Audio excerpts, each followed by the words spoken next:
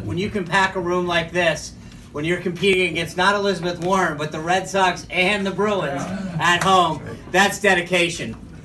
Tonight I want to talk to you about two things briefly: politics and policy.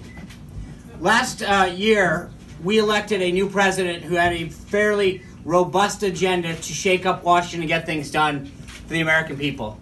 He went to Washington, and 1 year later, border crossings are down, veterans are getting benefits that they haven't before, the economy's on fire, people are back to work, the opioid crisis is finally being dealt with aggressively.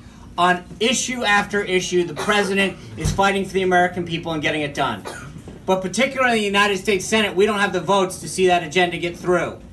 You look at what just happened with the omnibus bill, and the reality is that if we don't have more United States senators, we will never get spending down. We need more United States senators on the Republican side to get the job done. The beauty is we've got somebody here in Massachusetts that knows how to get the job done. He's fought for taxpayers, he's fought to lower spending, he's fought for veterans. This is the kind of leadership we need, not just in Massachusetts, but for our country. The president needs more partners in Washington that want to get things done and talk less. Jeff's right. Elizabeth Warren's out for Rob Cordray in Ohio this weekend. In fact, I'm on some of the email lists, and I got an email. She was proud to say that she's going to Ohio this weekend to campaign for him. And I understand it. That's the priorities. But you start to realize the difference in these two candidates real early. She's fighting for a White House run. He's fighting for the people of Massachusetts. He's fighting for the taxpayers. He's fighting for veterans. He's fighting to attack the opioid crisis. There is a big, big contrast in what the Massachusetts voters have to choose from this year. So there's a couple things that I want to, as I talk about the politics of this, that I think are important. One, as you may know, I grew up just south of here in Rhode Island. And throughout New England, we've gotten this idea. I believe it was an incumbent protection idea of stacking these primaries late. And unfortunately, what happens is too often you end up with someone who pulls out of they're victorious out of their primary in September, and they've got an 8-week sprint to try to tackle an incumbent on the other side.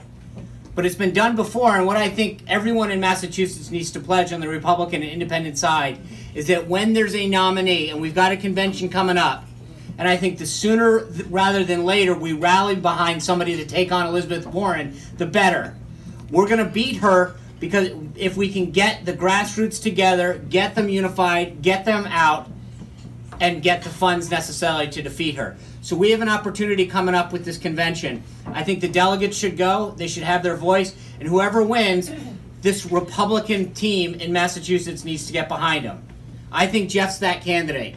He's been out there fighting. He fought for the president during the campaign. He's fought for Massachusetts taxpayers. And he'll be a great United States senator fighting for the people of Massachusetts and, as I said, the rest of the country. Now, the one other point that I want to make on the politics is, like I said, I grew up here in New England. I know how difficult it is for Republicans. But there's something very different about the Republicans who win. They have a unified team. And when you look at just Massachusetts alone, whether it's Governor Baker or Senator Scott Brown, no one said that they could win. They gave a million reasons why. But when people come together and decide that they're ready for change and that they've had enough, change can happen. Look, folks, last year, I was part of a campaign that the New York Times said we had a 93% chance of losing.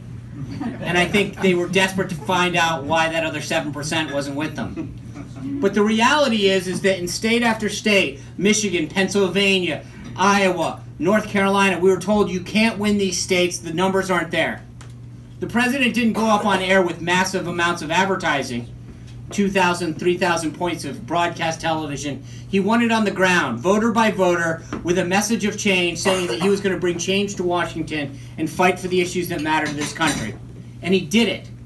And the mainstream media said there's no way that he can do it, and there's no way that you can overcome this, and we lose Michigan every time, and Pennsylvania's so elusive since 1988. We were told a million reasons why we couldn't do it.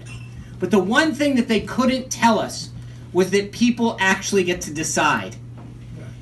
And when the people get out there and ready for change, and there is no greater change that's needed than Elizabeth Warren in the Senate.